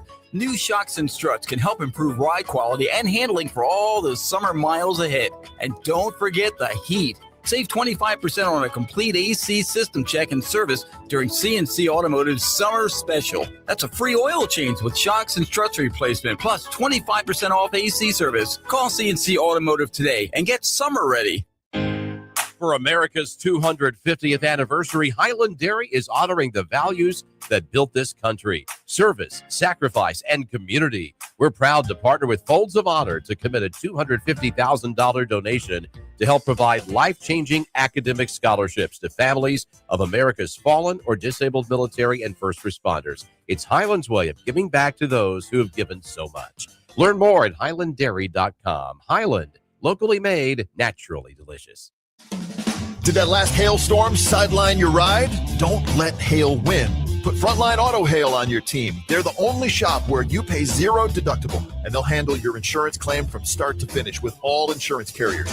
Worried about your rates? Hail claims typically don't increase your insurance premiums. While other shops keep you on the bench, Frontline gets repairs started immediately, helping you get back on the road faster. Schedule your free inspection today at frontlineautohail.com. That's frontlineautohail.com. We'd like to invite you to join us on the Opening Drive. Give us a call or text at 417-866-0969 or reach out to us at the 96.9 Jock Chat app. Oh, we're back. Hey, man, no bump music. Well, YouTube. Oh, my gosh. Just come right back. Tom points at me like you're on the air. I'm like, I'm always waiting for the music and that kind of thing. We got to figure that out. It kind of messes up my vibe. Well, I was last night during the home run derby. Our good friend Logan, who's in Kansas City, did the show this morning. He's doing it this morning too. I'm listening to their bump music because they're streaming. Yeah, it's all crap too. So it's all music that we would play. Like, yep, we just got to find better crap music. That's what you're saying. Absolutely. Okay, all right. Other than that, the higher level crap music. Get a band. Yeah. That's what we need. Get a live Get band an in in-house here. band. That would have saved us some money. Absolutely. Zimmer put in a request for the live band every day. Yeah, I don't think that'd go over very well. Hey, Dan Lucy joining us in studio and on Facebook Live. How you doing, Dan? I'm doing all right. How y'all doing? We're doing great. We're just kind of hanging out, talking to Jason Hart and having a good day, talking home run derby, Walker walk-off How about last that? night. That was nice.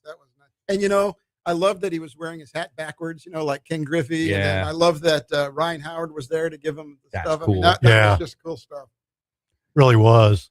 You're from St. Louis, right? Well, no, I'm an Army brat, so I grew up all over the place. My wife's from St. Louis. My family lives in St. Louis. You a Cardinal fan? Oh, yeah. Okay. Oh, yeah. More Cardinals than Royals. I'm your typical. Not that hard. I'm your typical Springfield guy. I'm your Kansas City Chiefs fan. Yes. You're a St. Louis Cardinals fan. Yeah. Missouri State. There you go. Drury. Yep. Angel. Try to keep everybody balanced. Same here. I've been on this show since January 5, and I've grown more Cardinal bred here in the last 6 months, 7 months than I can imagine. But I like the way they play, and I like the fact they're all Springfield Cardinal kids. And that's the thing. I mean, I think we've gone through years where the Cardinals will bring up a guy, but then you also get an Arenado and they get a Goldschmidt or somebody else interject there. But now it's like, we're going this way. So these guys are playing here last year, 2 years ago. That's a pretty cool thing. And you got to give credit to Chaim Bloom, too, for saying, okay, we're going to do this and we're going to commit to it. We're jumping off the high dive. We're going with the young kids. Yeah. And then they give JJ the big contract extension this week. Yeah. So that was good news. And then, the thing with, I was thinking about Walker, all the stuff, he's had a great year. He's an all-star home run derby thing. I mean, he was sent down from the big leagues. He was called up to the big leagues and then sent to Memphis. And it wasn't, an injury thing. It was, you go back to the minors and learn how to hit. Right. And he did. And it just shows his drive and his passion for the sport. And he just never gave up. Yeah.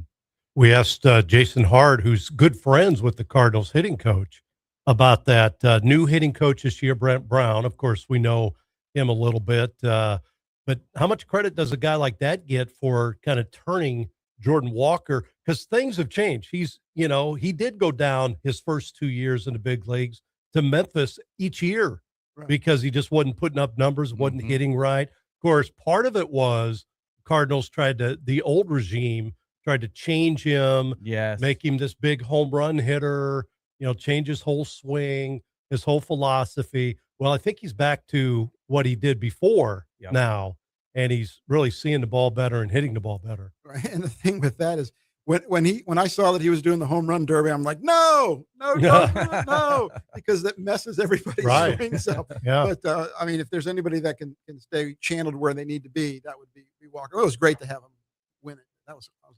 At Philadelphia against Schwarber. And 6 in a row. I told Tom before the show, let him hit. Just let him keep hitting them. I knew the new format's different, but that'd be cool if he just kept swatting them out over and over and over and over. That'd have been cool. I like the new format, though. I do. I think it was before it was just so drawn out. Yeah. And there was like take. Yes.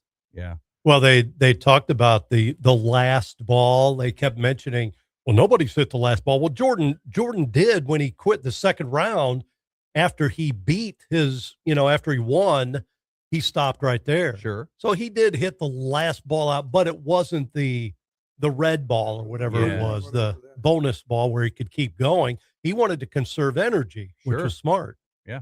And that makes sense. I mean, you look at it, they're just hitting home runs. There's a lot of effort to go through that. If you've ever gone through a batting practice, there's a reason you're not out there all day long, swinging that piece of lumber all day long. It takes a lot out of you. I suspect Jordan Walker, Kyle Schwarber, all those guys, well, especially the later rounds, they're a little sore today, and there's no doubt about it. I saw some social media at the I guess over the weekend with Walker practicing at Busch Stadium for the home run derby. Wow. So it wasn't just walk up and do it. He actually had a plan, and they formulated a plan with practice at Busch Stadium. Wow. Boy, he looked so relaxed, didn't he? I mean, he was so cool in his swing, just, very relaxed swing where you're watching Schwarber and it's like he is so tight and muscled up and everything. Yeah. Like, oh my goodness. Contreras is violent in his swings. My goodness gracious. I mean, you can tell these guys, some of you guys like so easy. Jack Caglione, easy, right? Jordan Walker, easy. Some he's like Contreras. I'm like, oh my gosh, you're gonna hurt somebody. And I felt sorry. I felt sorry for Jack.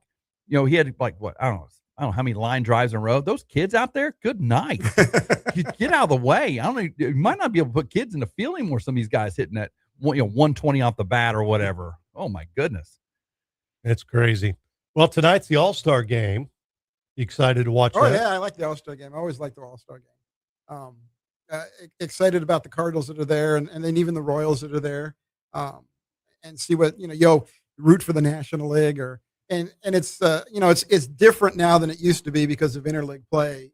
But it's always good to see the stars. The only thing I don't like is all the interviews they do in the dugouts. Yeah, during the game. Yeah, during the game. It's annoying. It cut away to somebody, and you're like, you're trying to watch it, and you're just trying to watch the game sometimes. And for the purists, and you're cutting away talking to somebody about something that's totally not relevant to the game. It's awful. Of all the All-Star games, this is one where it appears the guys give more effort. Maybe not all their effort, but more effort in this one. Basketball is like, glorified All-Star game where it's just, whoever's got the ball is going to shoot. Yeah. Nobody wants to get hurt in football. They didn't even play a football All-Star game anymore. It's flag football. Oh yeah. And what's happened to that? That's ridiculous. Oh, that is just ridiculous. I lived in Hawaii for 3 years. Okay. When I was in 7th, 8th, and 9th grade. Wow. And the Pro Bowl was in Hawaii. Yeah. Yep. And that was a big deal. I mean, they would come over for a week. They'd have open practices. Wow. And it was a big deal, and it was a big game. And to see what it's just devolved into flag football, that's not even really a flag football game. Yeah, I liked it when the you probably saw that when those NFL stars and ex-stars, Brady and such, played flag football against the actual USA flag football team, and that USA flag football team schooled them like there's no other. Because they're all talking about, hey, Mahomes, we're going to play in the Olympics. Dude, you can't make the Olympics. Think about that for a second. We already have guys that can play there, and they're good. That'll be interesting. It's a different game. Yeah. It's not the same. Absolutely. Well, I tell you what, All-Star game tonight, America's shortstop Bobby Witt's going to be playing tonight, and Drake Baldwin. That's kind of a cool deal, right? Yep. And Drake Baldwin, what a story that is. That's just amazing. And then, I kind of lost track with everything that was going on. He was hurt earlier this season. Mm-hmm. Yeah. And I guess the Bears were able to meet with him when they were down in Right. Kennesaw, but he wasn't even playing. So that was so that's great with him. I think it's cool that we've had a rookie of the year with Drake Baldwin, rookie of the year Ryan Howard, and then Ryan Howard's still prominent with the Phillies organization, still works with them a lot there, and come back last night and he had the bling last night, right? He had the bling to bring out, and I'm like, man, it's just good to see these Bears just out there. It's just pretty cool, isn't it? But it's funny because it's to the point where it's not unexpected. Yeah, it's like, a couple 3-4 draft choices. Yeah. Couple 3 or 4 major league players. Yeah. 3 or 4 all-stars. It's routine. It's what you expect. And that's just speaks volumes to the program. Well, I'm sitting there, and I said earlier, I mean, I'm stoked for next year's baseball Bears. I think this is the one. Because you see like a Troy go all the way to the College World Series, or Little Rock playing Troy to go to the College World Series. Baseball is going to be in that situation where the Bears are majors. I don't like being called mid-majors. In baseball, we're a majors. And if we can, now the Dallas Baptists out of the league, and I'm not saying that was stopping us, obviously, because we finished ahead of them, but we have an opportunity to make a real big impact in Conference USA and going forward and getting a regional and getting a good seed and moving on, I believe.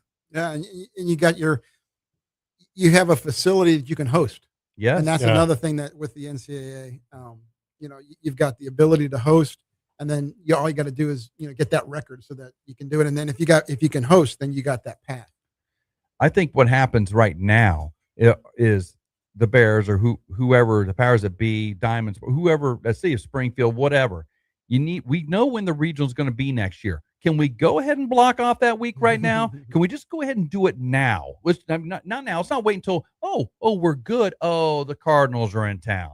Can we just go ahead and block? Because I was here the year we hosted, and we had to split it with the Cardinals that one year. Remember, we were playing weird games or something. It was we had Iowa. I think the Cardinals were in town. Was that the year they were actually out of town? We hit it right. No, the year we were supposed to host it, we had to go to Arkansas. Yes. That's what it was. We were the host. We did host because Iowa was here. Iowa. Yeah. We caught it on that week where they were out of town, but the next year, 2 years later, whenever it was, we had go to Arkansas. Part of the problem is that, and I'm not sure exactly right now, but I mean, it used to be that the Texas League scheduled 2 years in a row. It wasn't like they wouldn't do a schedule, then the next year, the next schedule. They would do 2 schedules, 2 years in a row. Then and 2 more years. So you couldn't really figure out, we're going to have a good team. Let's not do it. Was, so. Well, we got to expect it, right? Dan, we got to expect we're going to be good. Exactly. There we go. Let's do that. Like you said, we expect it. We're going to be there. Reserve that week for regionals because we're going to be in it.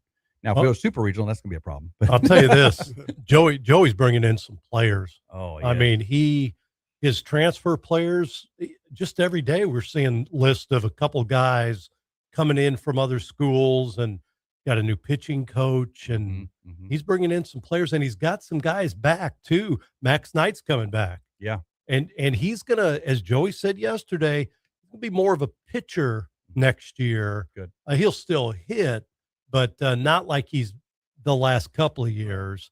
He wants to become a pitcher at the next level. He realizes that's his bread and butter. So you're probably going to see him a weekend starter next year with that curveball, going against Conference USA teams. But he's bringing in some players. Yeah, it's going to be great. It's just, we're majors, and you used to have that mindset, and I know Joey has that mindset. We're a majors program. So he goes out and get these majors type players, and that's who we're going for. We're going for it. But I think we have a great park to play in. That's another thing. When you recruit to Hammonds, when you recruit to the 66, that's the route. Yeah. That's a good place to recruit to. I mean, this is a college program, plays in a minor league stadium, which is pretty cool. That's what he said yesterday too. He's got his prospect camps coming up. Said, yeah, it's a great recruiting tool. Bring the guys out to the ball field, get to see that, get to see the clubhouse, university. It's a win-win for his program. Oh, absolutely. Crazy. Absolutely. Dan Lucy is alongside. So Dan, what are you up to? What's going on? We got to get an update on your life. Enjoying summer vacation here. Yeah. I mean, not doing much of anything, professional wise, just hanging, doing chores, honey-do list. First time since 1979 that I've had a summer with not a job. Wow. So just kind of relaxing and enjoying and recalibrating and getting ready for the fall. You had you'd kind of told us off the air. I mean, you've known about this situation with the TV station for a few months, but it's still a shock to your system. Yeah, it was. They told me in mid-November that they weren't going to renew my contract, that I was going to be done on June 5th. Basically, they said they were changing the way they were doing sports. They had no need of a sports director anymore, and my last day was on that day. So worked through that, and then just have moved on from there. How many years again, Dan? 37 and a half years. Yeah, jeez. I knew it was a long time. I've got a picture of you, Ned, and Stilly, and me at a Bears game with Ryan, who was at the time 2 on the court. I didn't know I've known you'd be on today. I'd have brought that picture of those guys on the old Hammonds court, back in the day, back when I worked over there. I think it was actually the year after I left Missouri State, probably back in 2000. That's how long ago that was. But yeah, it just seems like yesterday, some of the memories that you have and all that kind of stuff.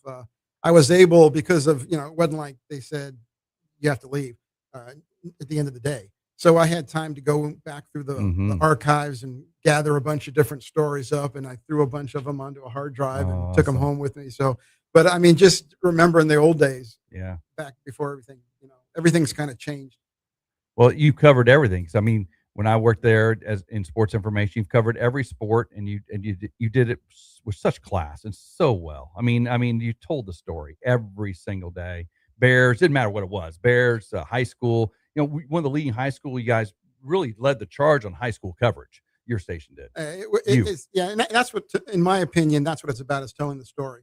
Because I mean, you've got and there are so many sports fans out there, and the fans are, I always say, they're parochial. So you've got let's say the Glendale fans, they're focused on Glendale, but then you got all the other high schools, and every high school has a story. Try to get the little schools and the ones that are out in the rural areas a little bit of attention as well. And then, keep everything with Missouri State, Evangel, Drury, try to keep all of the balls and give everybody kind of equal time. Yeah.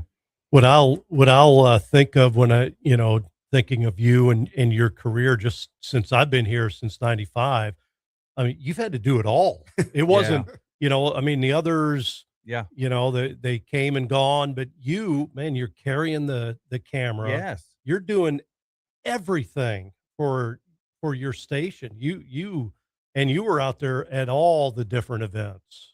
But High school, everything. if that's all you have, I mean, we got sliced down personnel wise, but I can shoot. I enjoy shooting. And I enjoyed doing the stories and putting all that together. So that was fun for me. Fun on Friday nights to go out to the high school games, and then pick up the camera and go to this game, pick up the camera and go to that game, so that you can have those highlights on the news. If you weren't going to go do it, there wasn't going to be anybody doing it.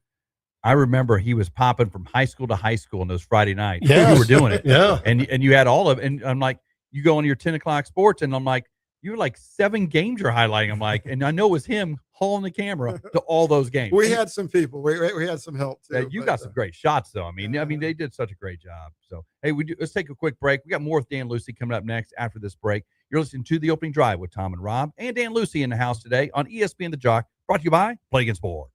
Your takes, your teams, your town. From hot stove baseball to big deal or not a big deal. Mornings belong to The Opening Drive with Tom and Rob. 7 to 9 a.m. on ESPN The Jock. Don't just listen, be part of it. Hi, I'm Bill Dutton with Abacus. And I'm Abe. Bill, when people hear accounting firm, what do they usually think? Taxes, bookkeeping, basic compliance. That's not the full picture with Abacus. Not even close. At Abacus, accounting is just the foundation. We also provide CFO services, strategic business planning, controllership support, and even HR services. HR surprises people. Why would we offer that? Because your people and your numbers are connected. Hiring strategy, compliance, payroll structure, it all impacts profitability and growth. So instead of juggling multiple advisors, our clients get one coordinated team that understands their entire business. And that guidance helps our clients make smarter decisions. Schedule a time to meet with an Abacus professional today. Visit us at abacuspro.com or call 417-823-7171 to learn more.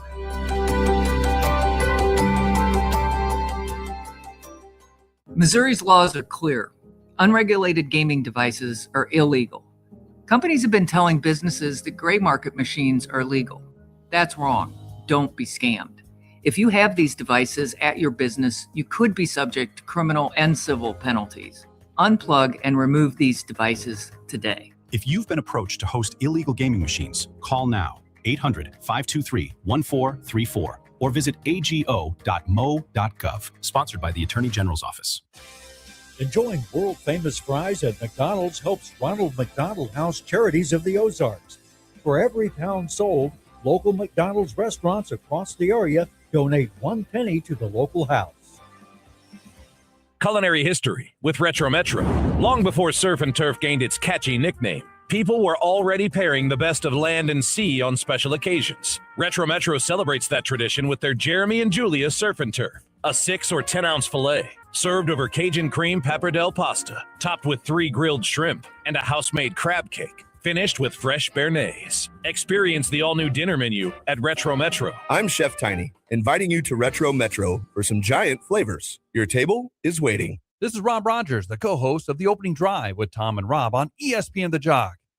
Can you smell it now? The hot dogs, the green grass on the field. It must be baseball season. And where can you find the best baseball coverage in the Ozarks? Right here on ESPN The Jock. We'd like to invite you to join us on the opening drive. Give us a call or text at 417-866-0969 or reach out to us at the 96.9 Jock Chat app.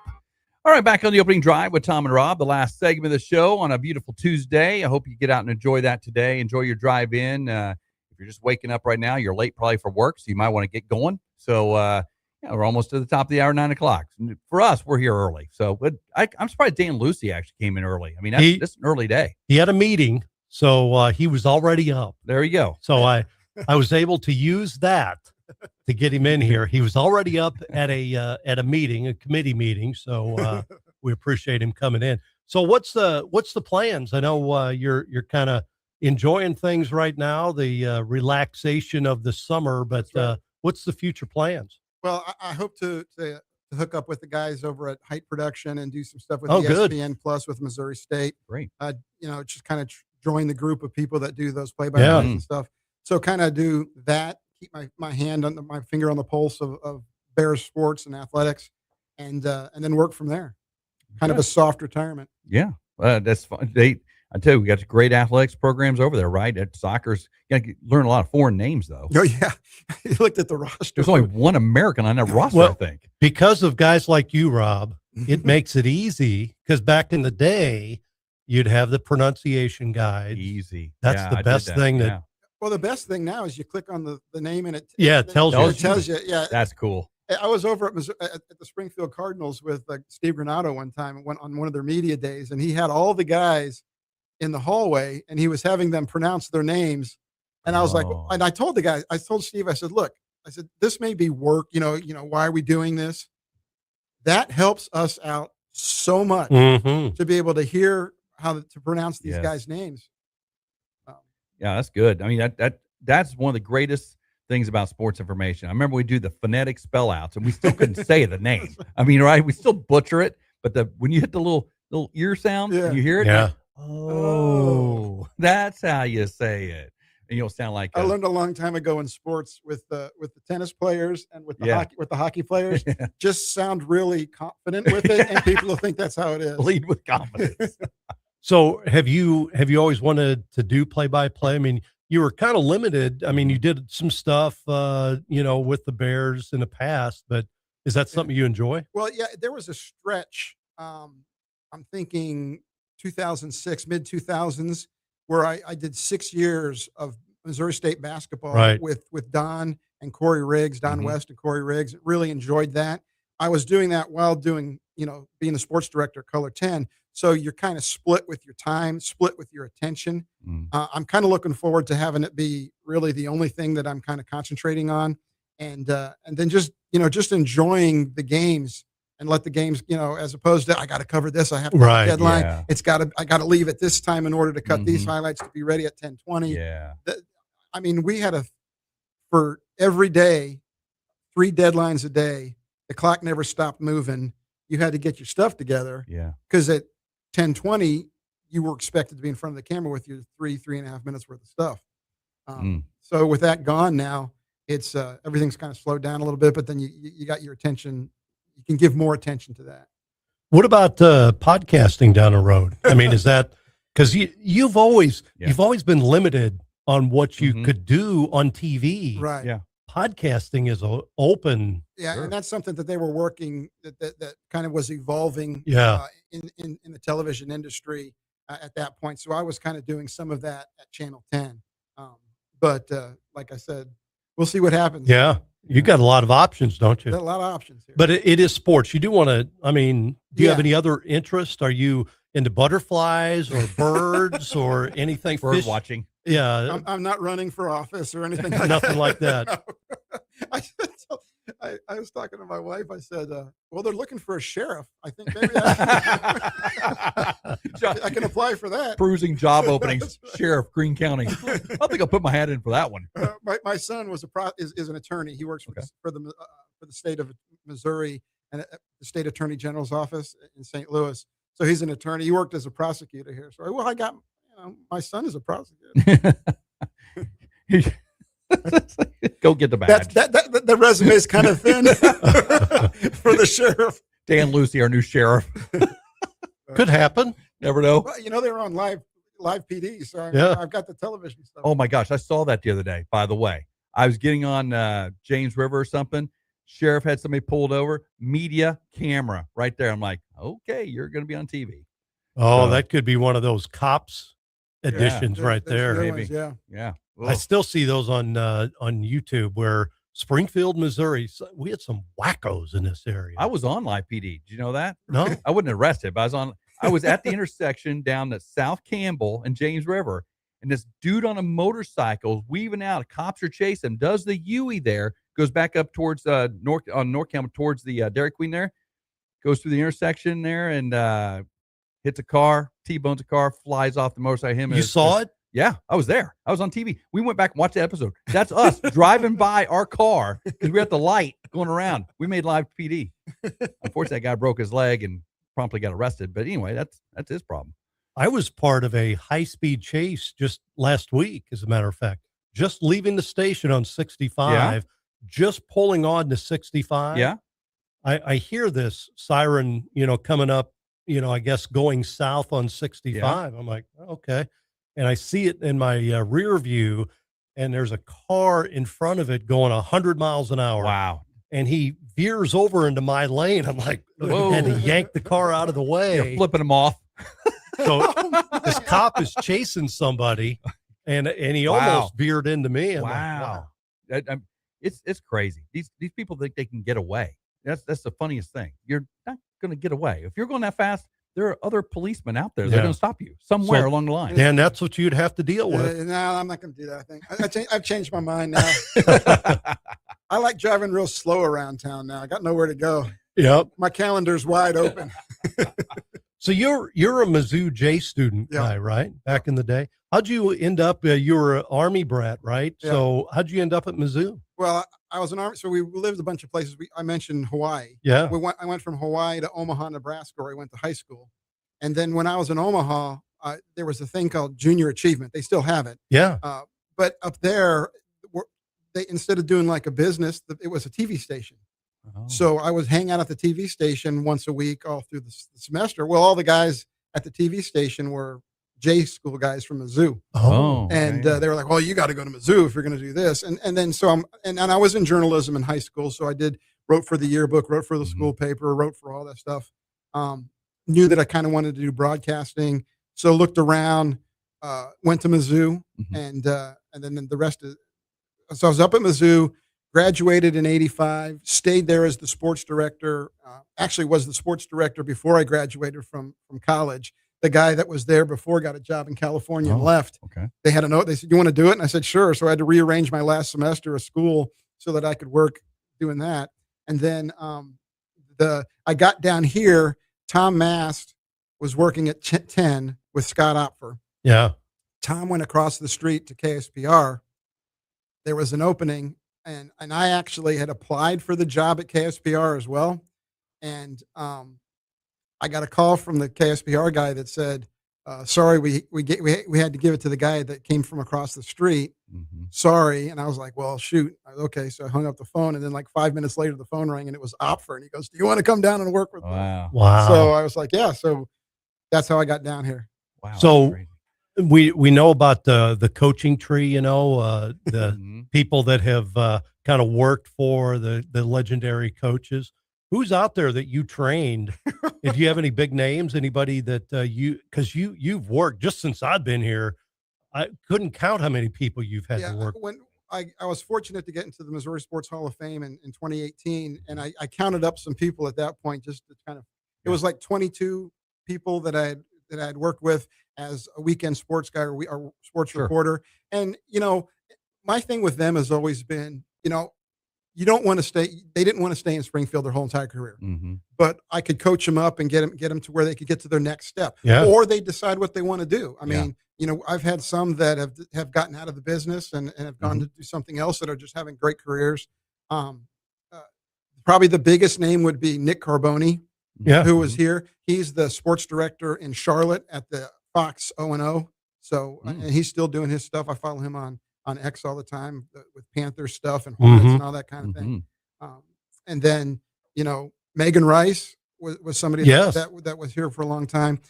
She went to Memphis, poached her. They grabbed her from here to Memphis, and then she decided she wanted to raise a family, get out of the business. So she's doing that and having a great life. So, whatever, that was my whole thing was to get them to where they wanted to be in their next level.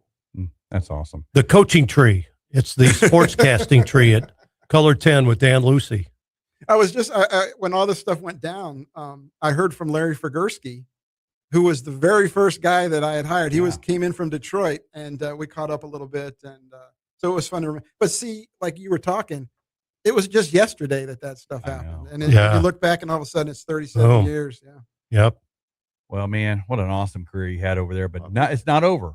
We're not. You're just laying low for I'm this laying summer. low, just kind of relax. But we're going to hear Dan Lucy on the airwaves, and it's coming, and it's going to be exciting. I'm excited for Missouri State for you to be over there and following all these sports and be a part of that. That's going to be great. And you're going to be out there again. We know. we are very confident of that. You can't be doing game prep in the basement or wherever you're doing it, not use it. You got to actually use that stuff. That's going to be fun. Yeah, it's something to do. We should have him segment of our show, Dan with sports in his shorts from his house, from his basement. Absolutely. Hey, COVID Yeah. was one of the big things, one of the hardest things that we went through. But I mean, I did sports for a month in my basement. Wow. With stay-at-home sports is what we called it. And I never wore shoes for an entire I did sports in my socks for an entire, I think it was 6 weeks. How cool is that? That's so cool. Well, Dan, thanks for coming in, man. We're having you on again because we want to keep you out there. Let's go. So happy you were able to come in. We are done for a Tuesday. Tomorrow, full throttle. Craig Stagner back. We're going to have some racing news tomorrow. We're going to cover the All-Star game on tomorrow's show. The opening drive with Tom Ladd, Rob Rodgers. We'll see you tomorrow.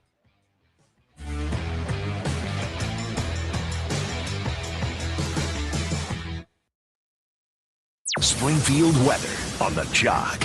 Happy Tuesday. Today's going to be another mild afternoon for the Ozarks. Upper 80s today. A light